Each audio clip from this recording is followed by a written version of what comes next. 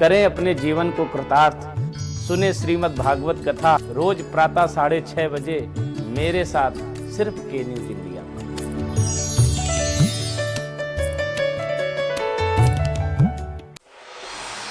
Court कचहरी के ना लगे चक्कर, सबसे अधिक यही है बेहतर। लेकिन बढ़ ही जाए पाला तो कहां जाए, क्या करें? घबराए नहीं, अब हर मुश्किल होगी आसान। के न्यूज इंडिया पर वकील आपका देगा समाधान। कीजिए कॉल, पूछिए अपने सवाल 0512 23900031 और 0512 23900032। वकील आपका हर रविवार दोपहर 3 बजे केवल के न्यूज इंडिया पर। मिलेगा हर समस्या का समाधान। विवाह में बाधा, जीवन में वास्तु शास्त्र का प्रभाव, शिक्षा में ग्रह नक्षत्रों का प्रभाव, कारोबार में आने वाली हर बाधा का, जिंदगी में ग्रह नक्षत्रों का प्रभाव, नौकरी में बाधा। देखिए हर समस्या का समाधान लाइव विद आचार्य लंकेश। करें अपने जीवन को कृतार्थ। सुने श्रीमद् भागवत कथा रोज प्रातः 6:30 बजे मेरे साथ सिर्फ के न्यूज इंडिया पर।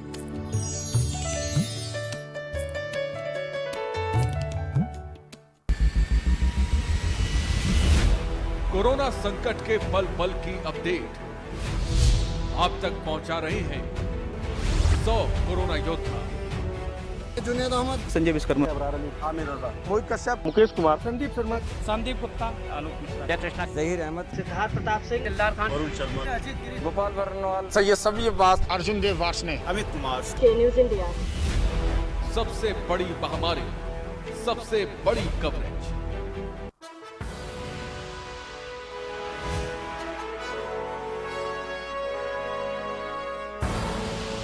आप देख रहे हैं के न्यूज, खबरों का सारथी।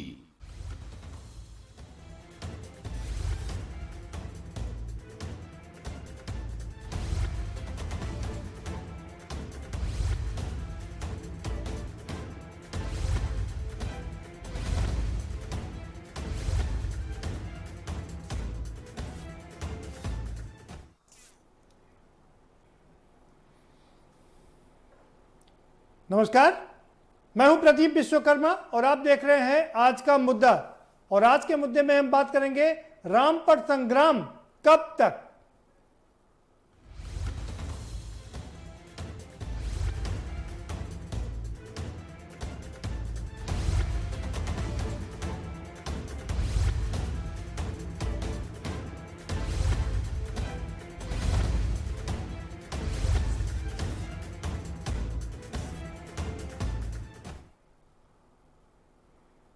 जी हाँ, वर्षों बाद वो शुभ घड़ी आ गई जब राम के मंदिर का शिलान्यास हो गया, भूमि पूजन हो गया और अब राम मंदिर के निर्माण की प्रक्रिया भी शुरू हो चुकी है।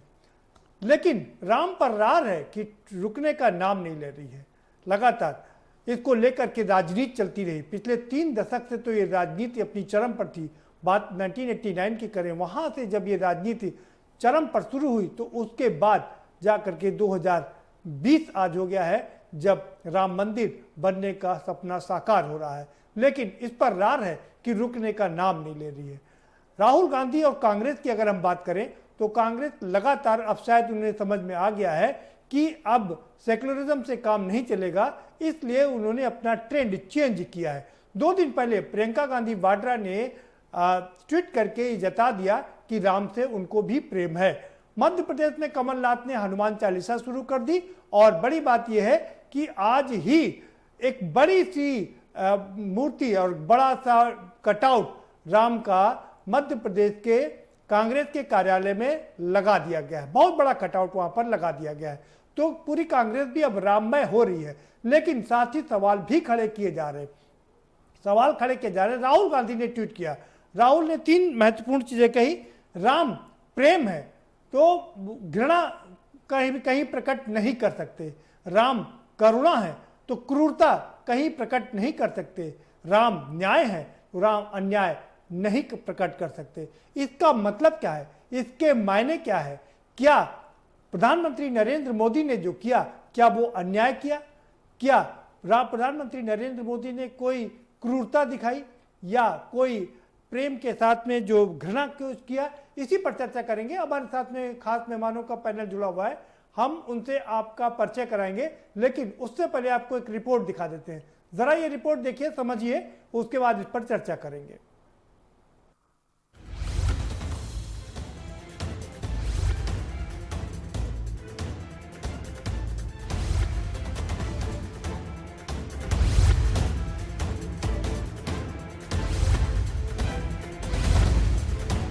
अभी हाल ही में कांग्रेस के कद्दावर नेता दिग्विजय सिंह ने अयोध्या में राम मंदिर के लिए भूमि पूजन के लिए मुहूर्त को गलत बताते हुए इस पर ट्वीट कर योगी और मोदी को नसीहत दे डाली थी। और आज जब मोदी ने भूमि पूजन और शिलान्यास कर दिया है तो अब राहुल गांधी का ट्वीट आया है जिसमें उन्होंने भगवान राम को मर्यादा पुरुषोत्तम और सर्वोत्तम मानवीय गुणों से युक्त बताया है। उन्होंने यह भी कहा है कि राम हमारे मन की गहराइयों में बसी मानवता की मूल भावना है। राहुल गांधी के ट्वीट को लेकर राजनीतिक गलियारों में चर्चाएं तेज हो गई हैं। लोगों का मानना है कि जिस प्रकार से राहुल गांधी ने ट्वीट के जरिए श्री राम को मर्यादा पुरुषोत्तम बताते हुए उन्हें मानवीय गुणों का स्वरूप बताया, उसके पीछे कुछ न कुछ तो है। क्योंकि राहुल ने अपने ट्वीट में लिखा है कि राम प्रेम है, वो कभी घृणा में प्रकट नहीं हो सकते।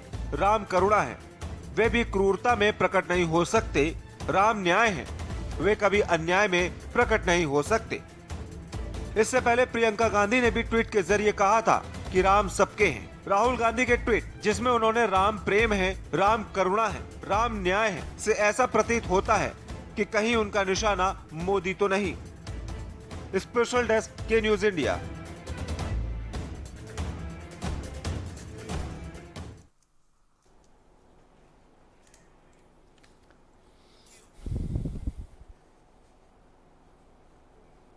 जी हाँ, तो क्या है इस ट्वीट के मायने, ये देखना होगा। परसों का जो प्रियंका गांधी वाड्रा का ट्वीट था उससे साफ था कि चूंकि कांग्रेस के परिवार से ये ट्वीट किया गया था, इसलिए नीचे तक ये संदेश गया कि नहीं, अब हमको साथ में चलना होगा और हम इसे इग्नोर नहीं कर सकते। यानी कि हमें जिस तरह से हमने गुजरात में भगवान का सहारा लिया, कर्नाटक में भगवान का सहारा लिया, और अब उत्तर प्रदेश हो, बिहार का चुनाव हो या कोलकाता का चुनाव हो, यहां हमें उसी रूप में जाना पड़ेगा। तो क्या कांग्रेस बदल रही है? कांग्रेस बदल चुकी है। हालांकि दिग्विजय सिंह जैसे लोग अभी भी सवाल खड़े कर रहे हैं, लेकिन पूरी कांग्रेस अब एक तरफ दिखाई दे रही है। तो जिस तरह से राहुल गांधी ने ट्वीट किया, उस ट्वीट के क्या मायने हैं, इस पर चर्चा करेंगे। हमारे साथ में खास मेहमानों का पैनल जुड़ा हुआ है, हम उनसे आपका परिचय करा देते हैं। हम उनसे आपका परिचय कराएंगे, लेकिन देखने की बात यह होगी कि कैसे कांग्रेस में कैसे इतना बदलाव आ रहा है। लगातार कांग्रेस हाशिए पर जा रही है। एक समय था जब कांग्रेस 2/3 की मेजॉरिटी की बनती थी, 2/3 की मेजॉरिटी लेके आती थी, 300 सीट से ज्यादा उसको सीटें मिलती थी, लेकिन वही कांग्रेस अब विपक्ष का नेता होने का भी सपना पूरा नहीं कर पा रही है। तो ये अपने आप में बड़ी बात है।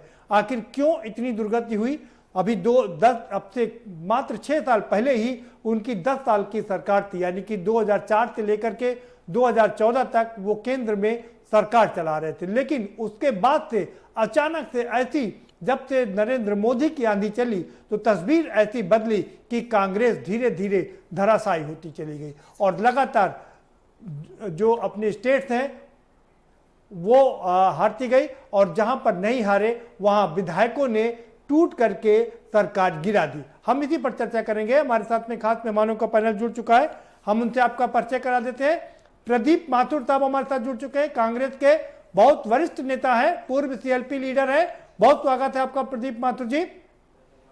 शशांक यादव जी हमारे साथ में जुड़ चुके हैं, समाजवादी पार्टी के विधायक हैं, आपका भी बहुत स्वागत है शशांक यादव जी। भारतीय जनता पार्टी की ओर से हमारे साथ में उनके सांसद एसपी सिंह बघेल साहब भी जुड़ चुके हैं, आपका भी बहुत स्वागत है एसपी सिंह बघेल साहब। और अब से कुछ देर बाद एक और खास मेहमान हमसे जुड़ेंगे, वो हैं महामंडलेश्वर मार्तांडपुरी साहब। जब वो हमसे जुड़ेंगे तो हम उनसे आपका परिचय जरूर करवाएंगे, लेकिन सीधा रुख करेंगे प्रदीप माथुर जी का। प्रदीप माथुर जी, आपने अपने नेता का ट्वीट देखा होगा, क्या मतलब है इस ट्वीट का? कि कांग्रेस जो है भगवान राम में आस्था आज से नहीं शुरू से ही रखती आई है, और इस दरवाजा भी कांग्रेस ने ही खुलवाया था और शिलान्यास भी कांग्रेस ने ही किया था, भगवान राम को स्थापित भी कांग्रेस ने ही किया था। फिर मामला कोर्ट में चला गया था और कोर्ट का निर्णय अभी आया और उसके अनुरूप भूमि पूजन हो गया।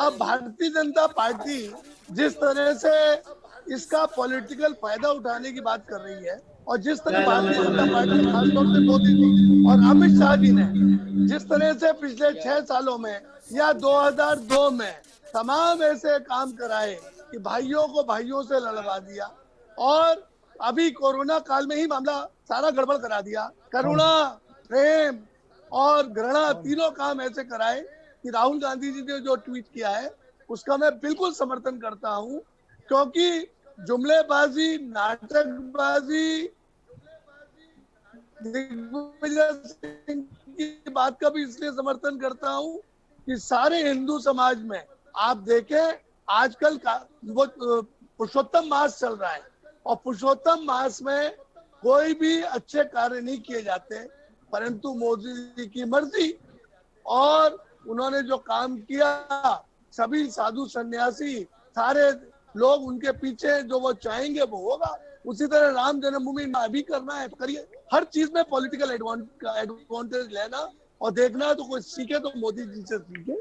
और जो भावना कांग्रेस की है वो राम में भावना है। हमने राम जन्मभूमि के शिला पूजन का और उद्घाटन समारोह का स्वागत किया। सब भगवान राम के हैं, सबके भगवान राम है, किसी का ठेका नहीं है कि उन पर्टिकुलर पार्टी के राम है या पर्टिकुलर बिरादरी के राम है। भगवान राम पुरुषोत्तम राम है, वो सबके राम है और सबके करुणा के लिए भी राम है, न्याय के लिए भी राम है। और रामचरितमानस या रामायण को पढ़ेंगे तो उनके बातें सारी उद्धृत की जाती हैं समाज में। आज जब राम राज की कल्पना होती है तो राम राज के समय की बातों को उद्धृत किया जाता है। और मैं ये भी कहना चाहूंगा कि रामायण सीरियल भी कांग्रेस कार्यकाल में ही बना था, जिसका भी भरपूर फायदा भारतीय जनता पार्टी के लोगों ने लेने की कोशिश करी थी। चूंकि हमारा देश हिंदू, मुस्लिम, सिख, ईसाई आपस में भाई भाई, कांग्रेस हम लोग इस नारे को लेकर चलते हैं, पर भगवान राम को हम अच्छी तरह मानते हैं। हमारे नेता राहुल गांधी ने माना, हमारी नेता प्रियंका गांधी ने माना, और हमारे नेता राजीव गांधी मानते थे, इंदिरा गांधी मानते थे, सब मानते थे राम को। ठीक है, ठीक है, ठीक है। प्रदीप जी बने रहिए हमारे साथ में। शशांक जी का रुख कर लेते हैं। शशांक यादव जी, आप देख रहे हैं कि कैसे कांग्रेस बदल रही है। बदलने वाली कोई चीज नहीं है। एक राजनीतिक दल है, वो अपनी परिस्थितियों में जो भी निर्णय ले रहे हैं वो उनका अपना नजरिया है। मैं तो सीधे कहूंगा कि यहाँ पर एक बहुत बड़े विवाद से देश को, भले ही वो सुप्रीम कोर्ट के जरिए उसका एक हल निकला है और उस हल को लगभग सभी ने जब स्वीकार कर लिया है, तो मुझे लगता है कि ये एक अच्छी चीज है देश का एक। और जो भारतीय संविधान के माध्यम से ही रास्ता निकला, जो धर्मनिरपेक्षता का कंसेप्ट था, उसी के आधार पर हमें खुशी है कि जो ट्रस्ट ने, जो बाबरी मस्जिद के पैरोकार थे, उनको भी कॉल किया। हमें लग रहा है ये हमारे पुराने मूल्यों का ही एक आधार रहा है, जिसकी वजह से इसको पूरा एक हिंदुस्तानी समाज का एक निर्णय बनाने का एक प्रयास किया गया। और सबसे अच्छा मुझे लगा कि जो उमा भारती जी ने जो कहा, मुझे लगा कि एक उन्होंने पीछे की बातों को ध्यान में रखते जब उन्होंने कहा कि साहब ये किसी का पेटेंट नहीं बनना चाहिए, देश की जनता ने इसको स्वीकार कर लिया, तो हम भी इसका स्वागत करते हैं। और जो कांग्रेस जो निर्णय ले रही है तो वो अपने आधार पर ले रही है, तो स्वागत है उनका। ठीक है, ठीक है शशांक जी, ठीक है, ठीक है शशांक जी, बने रहिए हमारे साथ में। दो और खास मेहमान जुड़ चुके हैं। एसपी सिंह बघेल साहब भी जुड़ चुके हैं, सांसद हैं भारतीय जनता पार्टी के। बहुत स्वागत है सर आपका। और महामंडलेश्वर मर्तांडपुरी भी हमारे साथ में जुड़ चुके हैं, आपका भी बहुत स्वागत है सर। सीधा रुख करेंगे एसपी सिंह बघेल साहब का। बघेल साहब, राहुल गांधी जी ने ट्वीट किया और कहा कि राम प्रेम है वो घृणा में प्रकट नहीं हो सकते, राम करुणा है वो क्रूरता में प्रकट नहीं हो सकते, राम न्याय है वो अन्याय में प्रकट नहीं हो सकते। क्या मतलब है इसका आपकी तरफ से? मतलब जब भी निकलता है तो हास्यास्पद ही निकलता है।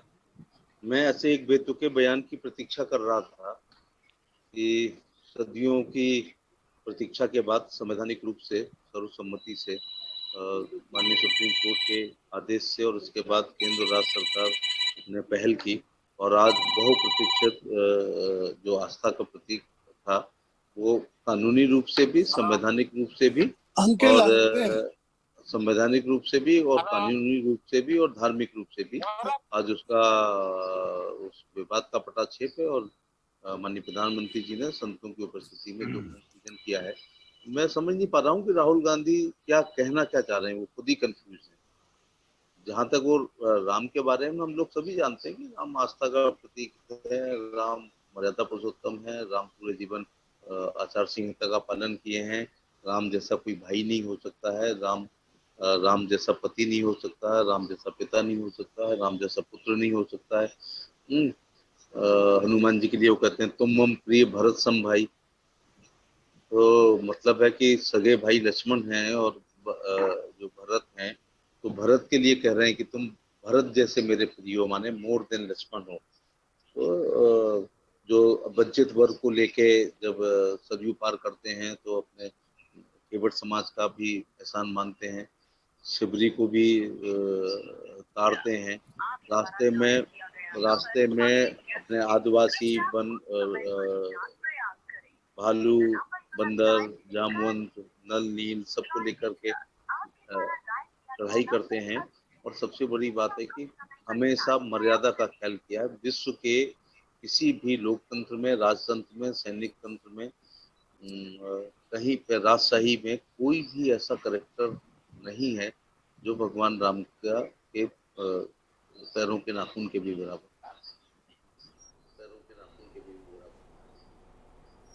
ठीक है सर, बने रहिए हमारे साथ में। महामंडलेश्वर मर्तांडपुरी साहब का रुख करेंगे। मर्तांडपुरी जी, आप देख रहे हैं कि राम पर संग्राम लगातार चलता चला रहा है। भारतीय जनता पार्टी तो क्लेम कर रही है कि 500 साल से ये संग्राम चला आ रहा है। हालांकि 1526 में ये मामला शुरू हुआ था, तो 425 साल का मामला हुआ, 425 साल का। लेकिन अब चूंकि ये सुलझने की कगार पे है, कांग्रेस भी बदल रही है, आप इसको किस नजर से देखते हैं? राजनीति की बात नहीं करता, मैं तो सिर्फ ये मानता हूं कि जो एक इतनी बड़ी समस्या का समाधान इस रूप में आया उसको पूरे देश को स्वीकार करना चाहिए। राजनीतिक चश्मे से देखेंगे, राजनीति आज दुर्भाग्य है पूरी दुनिया का कि राजनीति और बाजार हर जगह प्रकट हो जाता है। लेकिन जो कुछ हुआ है निश्चित ही बीजेपी को फायदा होगा, दूसरों को नुकसान होगा, ये दिख रहा है इसी आलोक में। लेकिन मैं समझता हूं कि राम के मामले को राजनीतिक रूप से न करके सभी दलों को एक साथ आके, जो अभी आदरणीय राहुल जी कह रहे हैं, वो स्वयं अपनी पार्टी में उसका पालन करें। और सबसे बड़ी बात यह है कि रामचरितमानस को एक आदर्श ग्रंथ के रूप में पाठ्यक्रम में क्यों नहीं डाल देते? रामचरितमानस को आप आदर्श के रूप में डाल दीजिए, आप कार्यकर्ताओं को भी पढ़ाइए, तो इससे एक फर्क आएगा। वास्तविक यह है कि राम का जीवन, राम का चरित्र जीवन की आदर्श संहिता है और उसका पालन करके, मर्यादा का पालन करके बहुत सी समस्याओं का समाधान हो सकता है। तो मैं नैतिक पक्ष को ही अधिक देखूंगा, राजनीति के पक्ष को नहीं देखूंगा, क्योंकि आज भाई मुश्किल क्या है, हम लोग, मैं आपकी बिरादरी से हूँ, पत्रकार रहा हूँ, वर्षों 68 से जर्नलिज्म में रहा। हम लोग जब शुरू में लिखते थे राजनैतिक, यानी राजनैतिक शब्द हम पॉलिटिशियन का अनुवाद करते थे, यानी नैतिकता उसमें होती थी। आज क्या अनुवाद होता है? राजनीतिज्ञ। तो नीति आ गई है। यानी राम को छोड़ करके कृष्ण प्रकट हो गए हैं। तो ये समस्या हमेशा रहेगी। हम समझते हैं राजनीतिक होने की आवश्यकता है, राजनीतिज्ञ उसके बाद का शब्द है। मैं मतानपुरी साहब, मैं आपके पास, आप को याद होगा हम लोगों ने साथ साथ भी काम किया है, बहुत प्रखर पत्रकार रहे हैं, तमाम डॉक्यूमेंट्री बनाई है, रवि गुप्ता का आपको नाम याद होगा।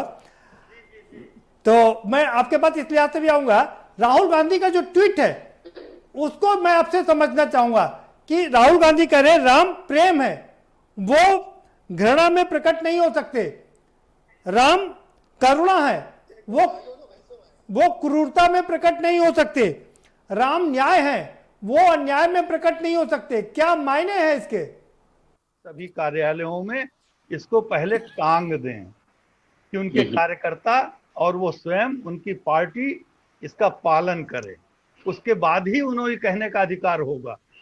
यह वाक्य कहने का अधिकार हमें तब होता है जब हम जीवन में उसका पालन करें।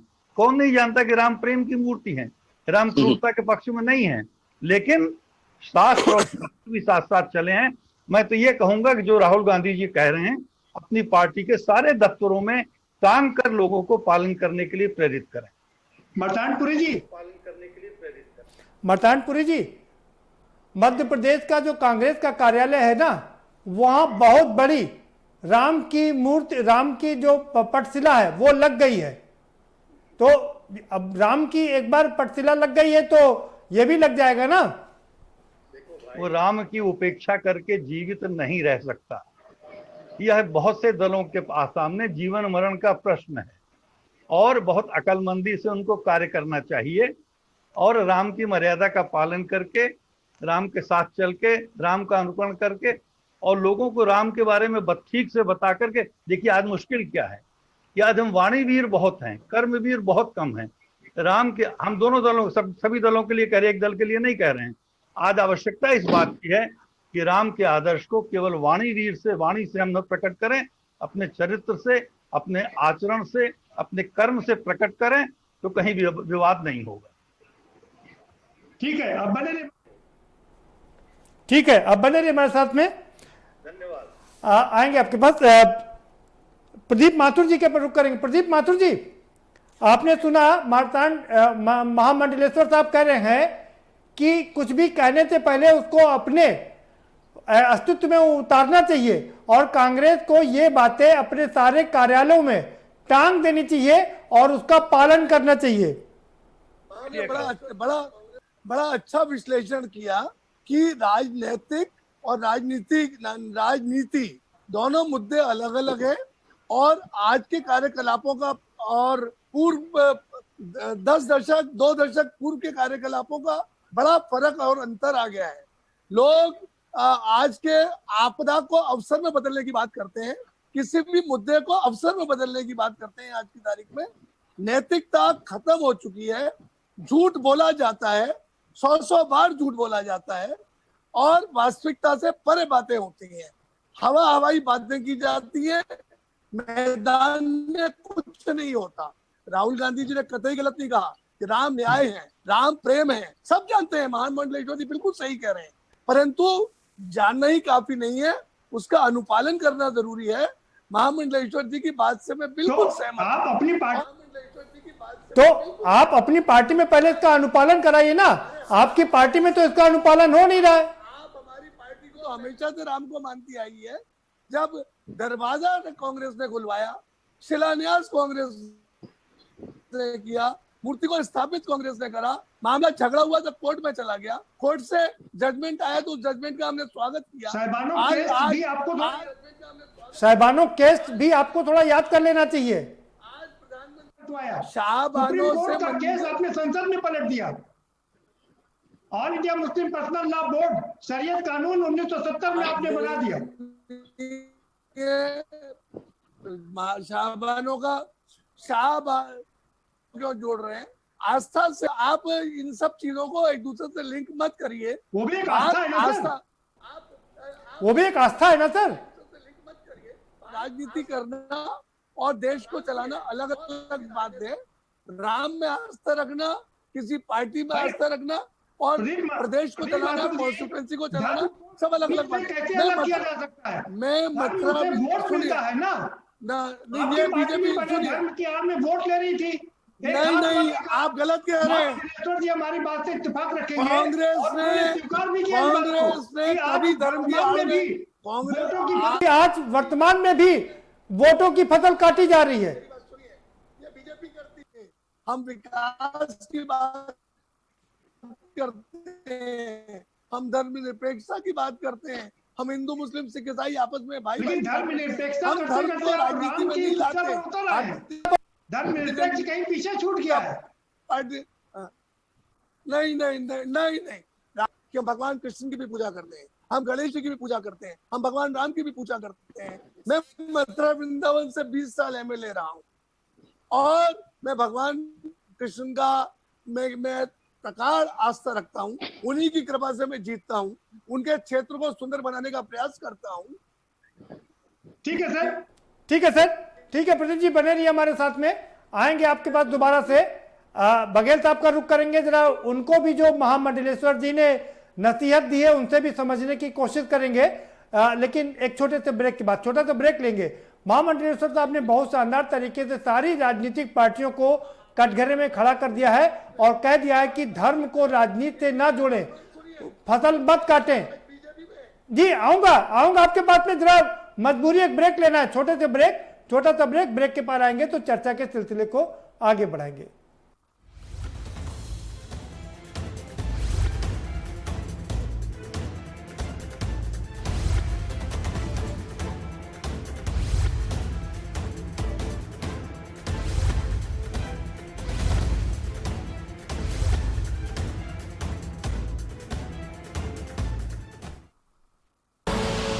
आप देख रहे हैं के न्यूज, खबरों का सारथी।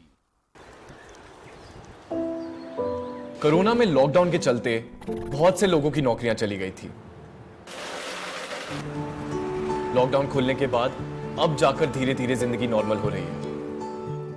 लोगों को काम ढूंढने में दिक्कत ना हो, इसलिए दिल्ली सरकार ने शुरू किया है रोजगार बाजार, एक वेबसाइट जहां नौकरी ढूंढने वाले और नौकरी देने वाले दोनों मिलते हैं।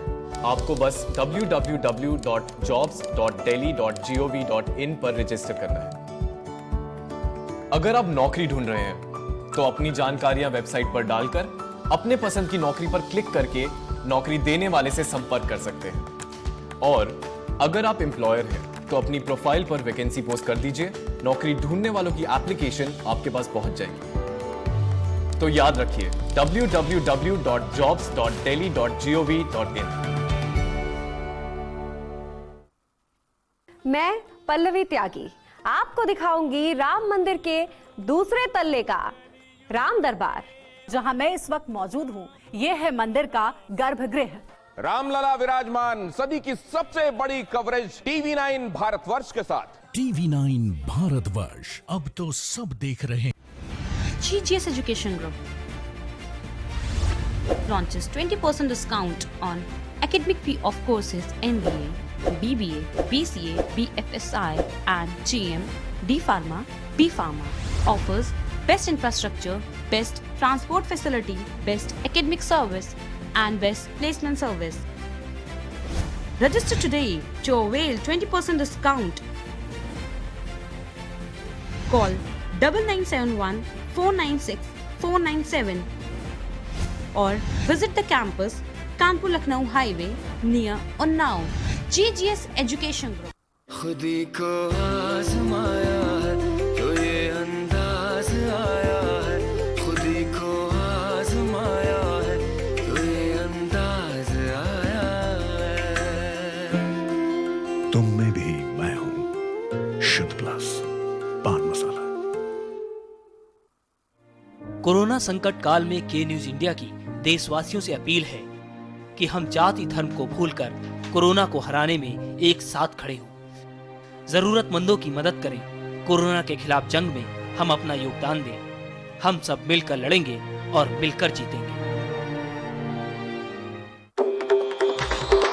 मिलेगा हर समस्या का समाधान, विवाह में बाधा, जीवन में वास्तु शास्त्र का प्रभाव, शिक्षा में ग्रह नक्षत्रों का प्रभाव, कारोबार में आने वाली हर बाधा का, जिंदगी में ग्रह नक्षत्रों का प्रभाव, नौकरी में बाधा। देखिए हर समस्या का समाधान live with Acharya Lankesh. Cable operators जो आप देख रहे हैं के न्यूज, खबरों का सारथी।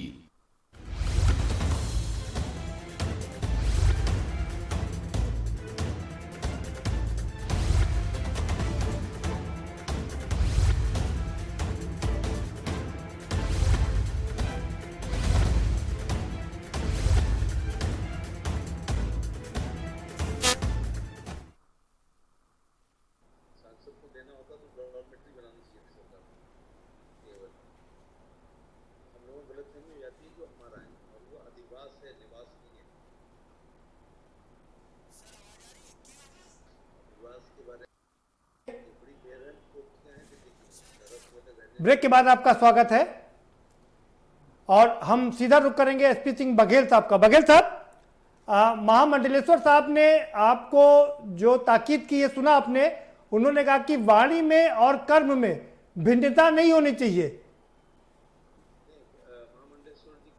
उन्होंने कहा ना कि आजकल लोग वाणीवीर हो रहे हैं, कर्मवीर कम हो रहे हैं, बल्कि मैं कहना चाहूंगा कि धरती पुत्र और ट्विटर पुत्रों में बहुत बड़ा फर्क है। कुछ लोग जीरो ग्राउंड पे बिल्कुल नहीं जाते हैं और सीधे ट्वीट कर देते हैं और उस ट्वीट पे कई दिन तक बहस होती रहती है। अगर मेरी आवाज आ रही हो तो मैं राहुल जी का धन्यवाद देना चाहूंगा कि उन्होंने हम लोगों का ज्ञान वर्धन किया है कि भगवान राम न्याय और अन्याय में न्याय के साथ हैं, नीत और नीत में नीत के साथ हैं, सदाचार दुराचार में सदाचार के साथ हैं, पाप और पुण्य में वो पुण्य के साथ हैं और धर्म और धर्म में वो धर्म के साथ हैं। बहुत अच्छा ज्ञान वर्धन उन्होंने किया। नहीं, राहुल ने जो ज्ञान दिया, लेकिन महामंडलेश्वर साहब भी जो ज्ञान दे रहे हैं उस पर भी जरा तवज्जो फरमा दीजिए। जी बिल्कुल वाणी में और कर्म में अंतर नहीं होना चाहिए। हाँ, तो होना ये चाहिए कि सब धान 22 पसेरी नहीं तुलना चाहिए। हम जैसे लोग ये आप बुलाने लगे हैं तो टीवी पे आने लगे हैं, 6 बार चुनाव जीते हैं, प्रेस कॉन्फ्रेंस नहीं करते, कभी ट्विटर वगैरह पे ज्यादा नहीं करते हैं। ये आपका बड़प्पन है सर कि मेरे बुलाने से चले आते हैं। जीरो ग्राउंड पे लेकिन यह है कि हम जैसे जो छोटे भैया नेता होते हैं उनको जीरो ग्राउंड पे जाना पड़ता है। कुछ लोग राष्ट्रीय मुद्दों पर केवल ट्वीट कर देते हैं और ट्वीट के सारे सौयों चैनलों पर नहीं लगती है। अब तो पटाक्षेप हो जाना चाहिए, संवैधानिक तरीके से हल हो गया है और धार्मिक अनुष्ठानों के तरीके से भूमि पूजन हो गया है। भव्य मंदिर होना चाहिए। बाबर 1526 में आए थे, 30 में मर गए थे। पानीपत का पहला युद्ध इब्राहिम लोधी से उनके नाम से मस्जिद है, तो कल को गोरी के नाम से, इल्तुतमिश के नाम से, बलबन के नाम से। बघेल साहब मैं वापस आपको अपनी पिच पर लाऊंगा। जो महामंडलेश्वर साहब कह रहे हैं कि वाणी और कर्म में अंतर नहीं होना चाहिए। आजकल राजनीतिक पार्टियों में योगा कहते कुछ और करते कुछ है। ये में फर्क नहीं होना चाहिए। और धर्म राजनीति एक अल्पकालीन धर्म है और धर्म एक दीर्घकालीन राजनीति है, तो दोनों का मिश्रण है ये। और भगवान राम तो क्या कहा जाए, रोम रोम में बसे हुए हैं। ये तो हो ही नहीं सकता था कि 1500 इस्लाम 7वीं शताब्दी में आया है, राम त्रेता के हैं, तो कौन पहले है, इनफोर्जर कौन है। अब तो खैर सुप्रीम कोर्ट ने सब कह दिया। मैं तो धन्यवाद देना चाहूंगा कि जिन लोगों ने बलिदान दिया है, उन एंथ्रोपोलॉजिस्ट का, आर्कियोलॉजिस्ट का, वकीलों का, जजों का, कारसेवकों का, विश्व हिंदू परिषद का, संघ परिवार का, और तमाम भावनात्मक रूप से जो चाहते थे कि ये सब हो, ये एक सपना पूरा हुआ है। और इसको अब इस पे मेरे ख्याल से आज कोई डिस्कस होना ही नहीं चाहिए। ठीक है बघेल साहब, जल्दी से ये भी बता दीजिए। बघेल साहब, कांग्रेस बदल रही है और वो राम की शरण में आ रही है। प्रियंका गांधी शरण में उन्होंने आकर के अपनी मृत्यु को चुना। राम की शरण में आए तो कुंभकर्ण मेघनाथ ताड़का खरदूष, कुंभकर्ण मेघनाथ ताड़का खरदूष। बघेल साहब आप बड़ी बात बोल रहे हैं कांग्रेस को लेकर के।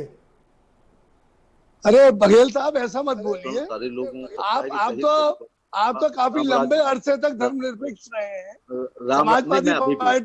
समाजवादी पार्टी और बीएसपी रामराज्य नहीं क्या, मेरी कोई बात सांप्रदायिक लगी नहीं रही है। मैं कह रहा हूँ ना कि लोहिया ने कहा था कि राजनीति एक बघेल साहब, धर्म आपने है और कहा धर्म कुंभकर्ण सूप न खाए तब राम के शरण में आके ही मृत्यु को प्राप्त हुए। धर्म एक तो क्या दीर्घकालीन कांग्रेस को राजनीति समाप्त कर है, तो देंगे राम आप तो लोग? रोल मॉडल है। देखो विश्वकर्मा जी, मैं अपनी ये कह रहा हूँ कि 14-15 दिन के लिए आचार संहिता लगती है।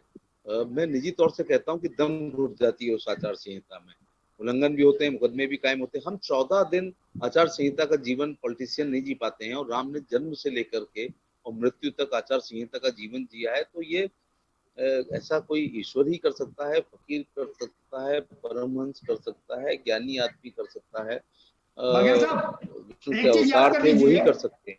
बघेल साहब, एक जी। चीज याद कर लीजिए, गुजरात में और कर्नाटक में इन्हीं भगवानों ने शरण दे करके कांग्रेस की नैया को पार लगाया था।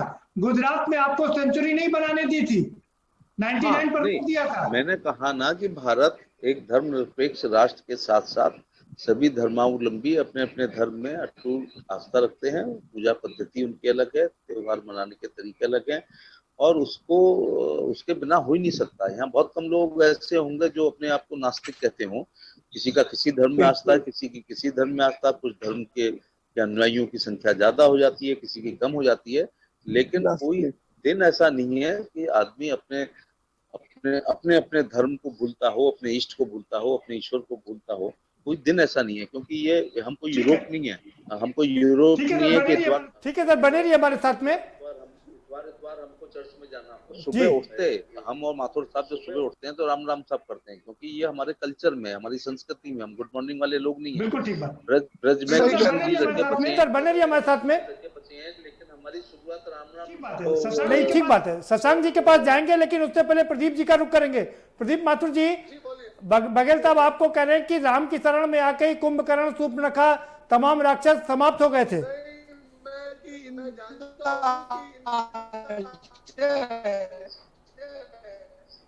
हमें कुंभकर्ण सूर्पणखा कहने का नहीं है, ये तो एक एग्जाम्पल कांग्रेस को नहीं कह रहा, खरदूषण कुंभकर्ण हो जाए, कांग्रेस को नहीं कह रहे। भगवान राम ने इनको भी स्वर्गारोहण किया, ठीक है। मृत्यु का वरण रावण ने स्वेच्छा से किया था कि लोकीनाथ के हाथ से। तो इनका आप तो है नहीं, तो आप क्या चाहते हैं कि कांग्रेस भी स्वेच्छा से मृत्यु का वरण कर ले? क्यों कर ले? आप अपने शब्द मेरे मुंह में डाल के नहीं कह सकते हैं। मेरा कहने का मतलब है कि और राम की भी ये देखो मर्यादा कि मरणासन रावण के पास अपने भाई को भेज करके और राजनीति और धर्म नीति और युद्ध नीति सीखने के लिए उन्होंने लक्ष्मण को भेजा था। तो रावण मारे गए। थोड़ा ये था कि सदाचार दुराचार में वो दुराचार की तरफ चले गए थे, धर्म अधर्म में वो अधर्म की तरफ चले गए, नीत अनीत में वो नीत की तरफ चले गए थे। पर स्त्री का हरण कर लिया था, इसलिए वो संभावित थी उनकी, लेकिन वो भी विद्वान आदमी था। जी प्रदीप जी अपनी बात पूरी कर लीजिए। मैं समझता हूँ कि उन्होंने एक उदाहरण उद्धृत किया, क्योंकि मैं बघेल साहब को एक लंबे अरसे से जानता हूँ, एक लंबे अरसे तक मैंने उदाहरण दिया कांग्रेस का। रावण से, दुशासन से, कुंभकर्ण से, खरदूषण से, ताड़का से, सुरसा से कोई संबंध नहीं है जी। तो ये बात ही खत्म हो जाती है, और वो काफी प्रबुद्ध हैं। वो आजकल के भारतीय जनता पार्टी के नेताओं की तरह नहीं है। इनको एक लंबा अनुभव है राजनीति का। सपा बसपा में सेकुलरिज्म की इन्होंने राजनीति करी है। मैं समझता हूँ भाजपा में भी रह के इधर निरपेक्षता की राजनीति कर रहे हैं। इसके अलावा कांग्रेस का आशय, हमने आपसे बार बार मैं कह रहा हूँ कि सारी कांग्रेस आज भी राम में है और पहले भी राम में थी। बात यह है कि विद इन लॉ फ्रेम हम काम करना चाहते हैं। जो हमने कोर्ट के फैसले का स्वागत किया, कोर्ट ने जो जजमेंट दिया उसका कतई विरोध नहीं किया। कोर्ट के जजमेंट का स्वागत करने के बाद राम मंदिर के शिलान्यास का स्वागत किया, प्रियंका जी ने स्वागत किया, राहुल जी ने स्वागत किया, ट्वीट किया उन्होंने, राम के गुणों का वर्णन किया कि राम न्याय प्रिय, राम प्रेम, राम करुणा में। ये ठीक है, इसका मतलब ये है कि सबको पता है ये नहीं, आप मुझे ये बता दीजिए कि क्या अब उत्तर प्रदेश में जो चुनाव होगा उसमें आप राममय हो जाएंगे? राम का ठेका भारतीय जनता पार्टी के पास नहीं है। राम भगवान का मतलब ठेका आपको भी मिलना चाहिए, आप ये भी कह रहे हैं? ठेका नहीं मिलना चाहिए हमें। हाँ, ये हम इस बात को, इस मिथ्या को खत्म करना चाहते हैं कि खाली अब आजकल आपको पता होना चाहिए बीजेपी ने वही हरकत मथुरा में शुरू कर दी है। कृष्ण जन्मभूमि मुक्ति आंदोलन के ट्रस्ट रजिस्टर्ड हो रहे हैं। यहाँ के माहौल को बिगाड़ने की कोशिश की जा रही है। यहाँ तो सब चीजें सेट है, यहाँ एग्रीमेंट हो चुका है।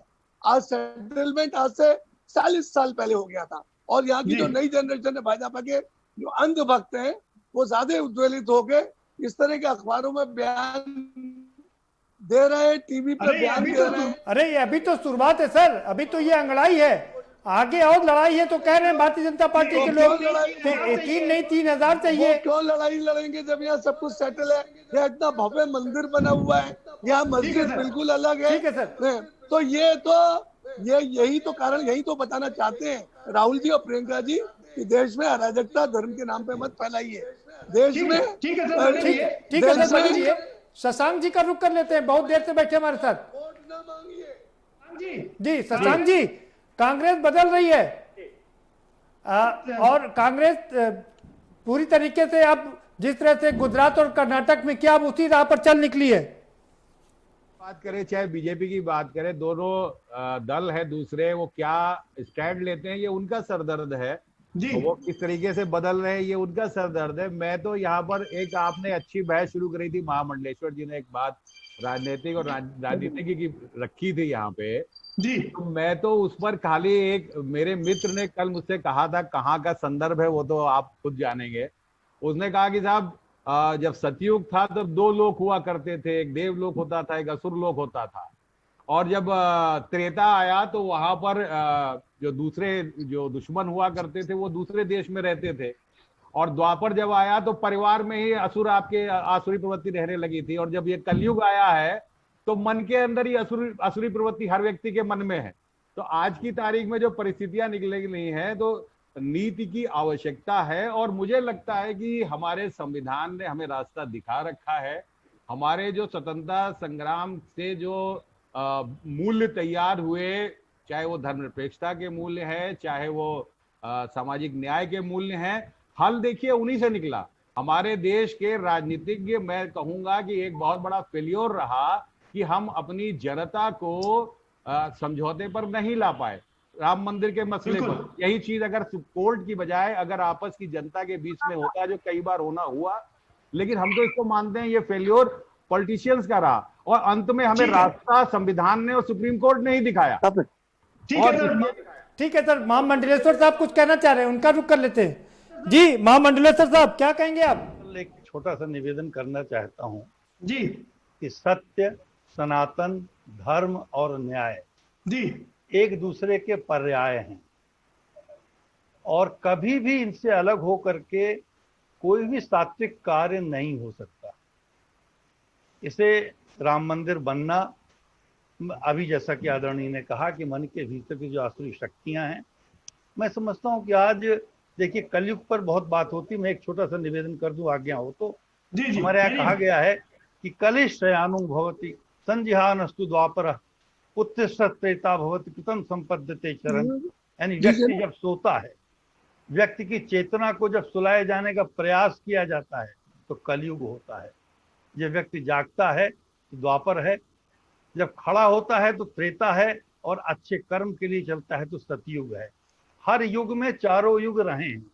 मैं समझता हूं कि आज जनता को खड़े होना चाहिए, आज नेताओं के बजाय आज जनता को जागृत होना चाहिए और जनता को चुनना चाहिए कि भाई हमें वाणीवीर नहीं कर्मवीर चाहिए। और सबसे बड़ी बात यह है कि हम इतने बड़े प्रदर्शन प्रिय हो गए हैं। हम बात करते हैं गरीबी हटाओ, हम बात करते हैं देशी की और विदेशी गाड़ियां आज भी तमाम चलती हैं। तो ये बात समाप्त होनी चाहिए और जनता को समझाया जाने की आवश्यकता है। नेताओं से अलग जनता को समझाया जाए। सर लेकिन जनता को कैसे समझाएंगे? ये राजनेता बड़े होशियार होते हैं, वो जनता को ऐसा भरमा देते हैं कि जनता उस भ्रम जाल में फंस जाती है। आ जाते हैं जी। तो ये है जी। अब मैं 52 साल का पत्रकार हूँ भाई, मुझे बोलना नहीं है। मैंने 52 साल का देखा है। 6 अखबारों का संपादक रहा, 6 आस्था चैनल का संस्थापक रहा, 6 चैनलों का रहा। तो मैंने देखा है कि संचार माध्यम कहाँ खड़ा है। और एक बात और निवेदन कर दूं, आपको कष्ट हो सकता है कि आज जो भी जीवन में नकारात्मकता है उसका बहुत बड़ा कारण राजनीतिक और संचार माध्यम की नकारात्मकता है और शुक्ल पक्ष जीवन का तिरोहित हो गया है। आज सबसे बड़ी आवश्यकता है राजनीतिज्ञों, धर्मगुरु हों, नहीं पक्ष सामने लाइए, जीवन की अच्छाइयां सामने लाइए। नहीं, आपकी बात बिल्कुल ठीक है, लेकिन मैं आपसे जो समझना चाह रहा हूं वो ये समझना चाह रहा हूं कि आपने कहा कि धर्म की राजनीति हो रही है। धर्म की राजनीति तो हमेशा से ही होती रही है। देखिए, कह रहा हूं, कहीं चर्च कंट्रोल करता है, कहीं मस्जिद कंट्रोल करते हैं जी। और यहाँ पहले चुनाव से लेकर के मैं एक घटना बता दूं कि आदरणीय पंडित जवाहरलाल नेहरू जी चुनाव लड़ रहे थे फूलपुर इलाहाबाद से। उनके विरुद्ध खड़े थे प्रोफेसर ब्रह्मचारी जी, एक संत श्री। तो आदरणीय पंडित जवाहरलाल नेहरू जी ने यज्ञोपवीत पहनकर संगम में स्नान करते हुए फोटो छपाई। और जो दुनिया में कोई कह दे, मैं मानने को तैयार नहीं हूं कि जाति, धर्म, संप्रदाय चुनाव का कारण नहीं बनती। और आजकल तो धन बहुत बड़ा कारण बन रही है। इसलिए मेरी समझ में तो ये धनाश्रयी और राजाश्रयी परंपरा है, इससे निपटना है। राम अगर कृपा कर दें तो अलग बात है। राम की कृपा होगी ना, राम का मंदिर बन रहा है ना सर अब तो। देखिए, मनु को पत्थर मत मानिए। अगर कुछ लोगों के हृदय में भी राम के आदर्श, राम का व्यक्तित्व, रामत्व प्रकट हुआ तो बहुत बड़ी बात है। ठीक है, ठीक है जी। क्या कह रहे हैं महामंडलेश्वर साहब? कह रहे हैं कि राजनीति लोगों को अब खड़ा होना पड़ेगा राजनीतिज्ञों के अलावा। क्या कहेंगे आप? आ रही है जात एक नंगा सच है। जाति, धर्म, क्षेत्रवाद और यहाँ तक है कि जात के नीचे गोत्र पे भी लोग आए हैं। लेकिन एक नई जनरेशन तैयार हो रही है, नए मतदाता हैं जो 18 साल के आ रहे हैं, जो गुड क्वालिटी एजुकेशन वाले हैं, जो ये अच्छी एजुकेशन लेकर के आ रहे हैं। वो मैनिफेस्टो भी पूछते हैं, वो हम लोगों से बहस भी करते हैं। वो केवल इस बात पे कि आप शादी ब्याह, 13वीं भागवत कथा या रसिया दंगल कव्वाली या कुआ पूजन में चले जाएंगे तो आप चुनाव जीत जाएंगे, वो जरूरी नहीं है। कई बार लोग कहते हैं कि आपके घोषणा पत्र की धारा 3 में ये चीज है, जरा क्लियर करो। तो मैं तो बहुत प्रतीक्षा कर रहा हूँ कि नए मतदाता, नई जनरेशन आए और जिस प्रकार से जात की और धर्म की और गोत्र की और क्षेत्रवाद की राजनीति होती है और धनवाद की भी होती है, ये समाप्त होनी चाहिए। जनप्रतिनिधि होना चाहिए वो अपने, ठीक है, जिसका हाथ पकड़ करके अगर आप पेंशन के फॉर्म पे दस्तखत ना करा सको, अपने से फोन मिला करके अपने एमपी के कान पे रख करके अपनी जायज आप सिफारिश ना करा सकें और धरती पे बैठ के अगर आप पांच ना खिला सके और आपको मिल ना सके, तो ऐसे आदमी लोग क्यों चुनते हैं? तो रामराज तो देखो, राजतंत्र में लोकतंत्र था, यही अंत्योदय था उनका। जो भी व्यक्ति ने राजा के खिलाफ, रानी के, महारानी जो देवी स्वरूप थी उनके खिलाफ टिप्पणी की, जन उनकी भी बात को सुना।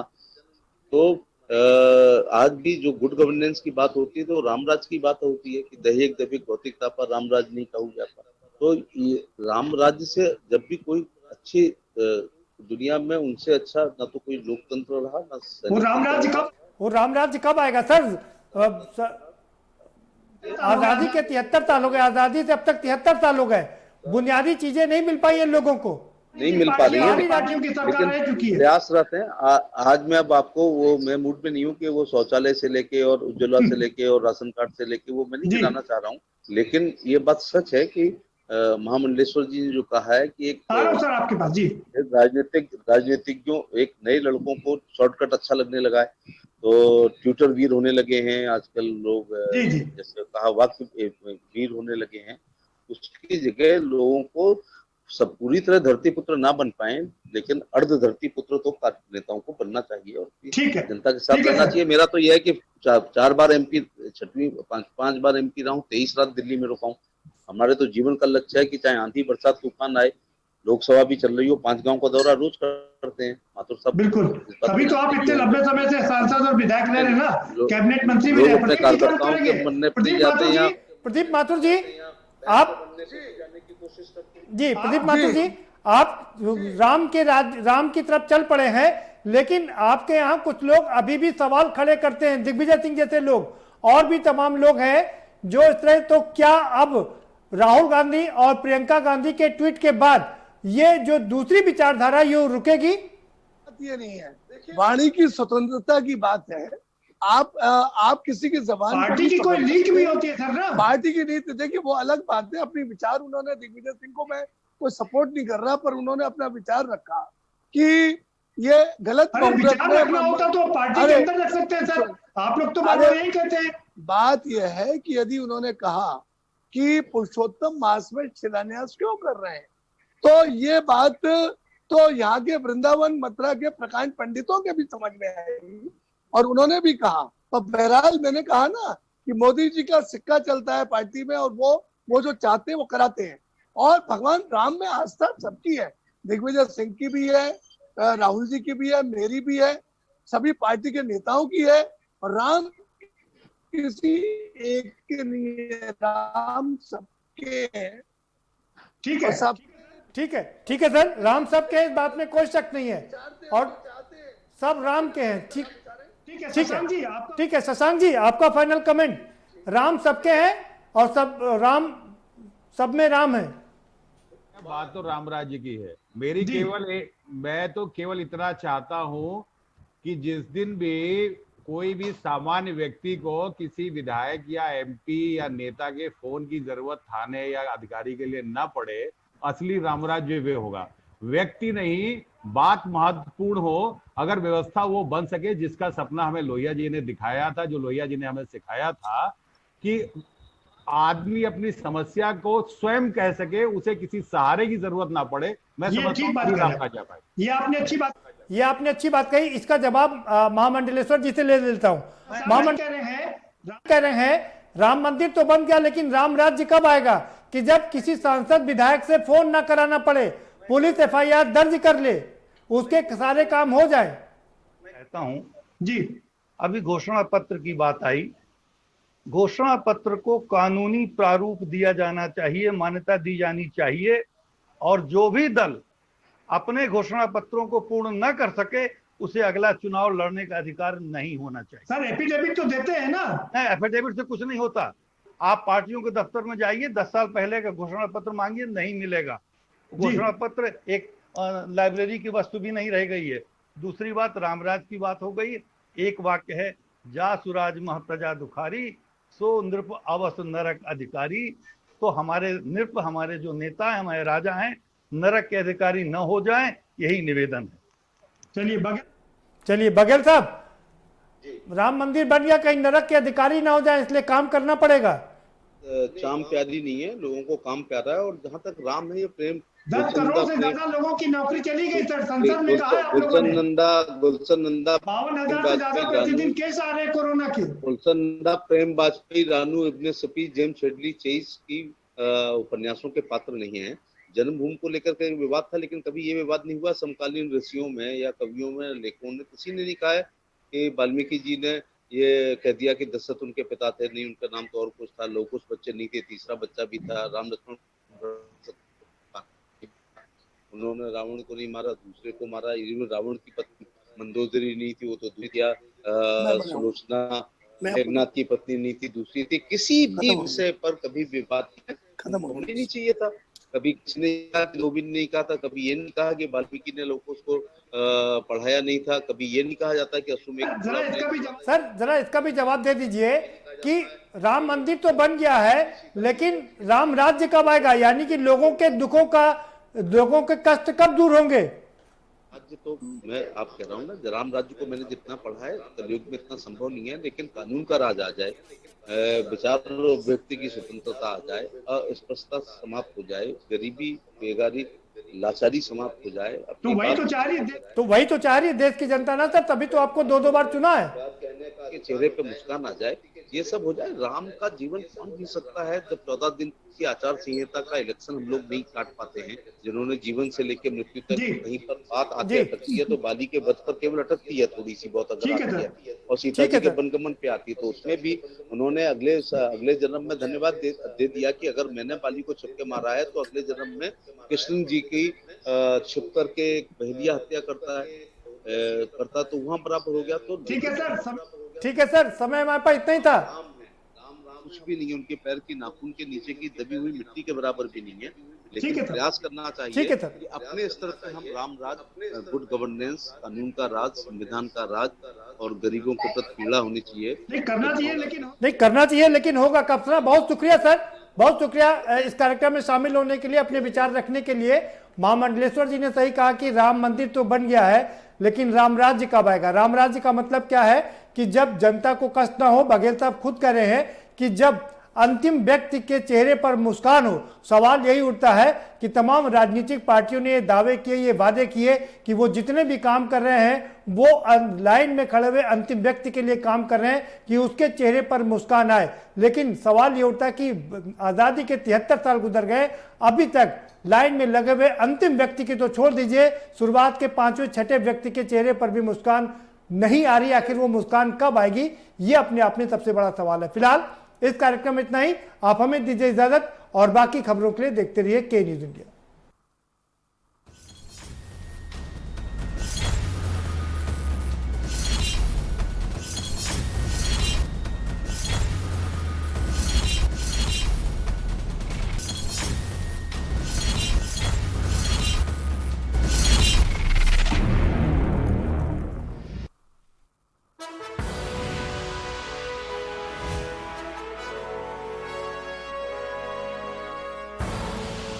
आप देख रहे हैं के न्यूज, खबरों का सारथी। हर्षित होकर सुन ले भारतवर्ष, 5 अगस्त तक मंगल भवन अमंगलहारी, मंदिर के दर्शन अब की बारी। रामलला विराजमान, सदी की सबसे बड़ी कवरेज TV9 भारतवर्ष के साथ। TV9 भारतवर्ष, अब तो सब देख रहे हैं। IPL पान मसाला, इसमें है शिमोगा की मशहूर सुपारी, केरल के बागों से इलायची, सोलन के जंगलों से उत्पादित शुद्ध कत्था, असली फूलों की खुशबू और प्योर चंदन के तेल से निर्मित 0% निकोटीन, 0% टोबैको युक्त IPL पान मसाला।